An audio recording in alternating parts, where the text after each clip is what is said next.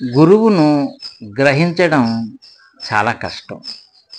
విశ్వంతో అనుసంధానించబడిన ఆధ్యాత్మిక గురువు యొక్క ఆలోచనలు వింతగా మరియు విభిన్నంగా ఉన్నందున అర్థం చేసుకోవడం చాలా కష్టం. ఎందుకంటే మనము ఎల్లప్పుడూ మనము అనుకున్న వాటిని మన ఆలోచనను వ్యక్తీకరించడానికి ఇష్టపడతాం మరియు గురువు ఆ దారిలోకి వస్తారని ఆశిస్తాం. ఇంకా మీకు గురువు సూచనలు ఇచ్చినప్పుడు ఆ సూచనలను పూర్తిగా పాటించండి.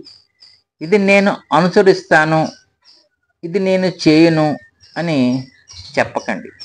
కాబట్టి గురువును, ఆధ్యాత్మిక గురువును మార్గదర్శిగా తీసుకోవాలంటే మనం చాలా జాగ్రత్తగా ఎంపిక చేసుకోవాలి. నమస్కారం.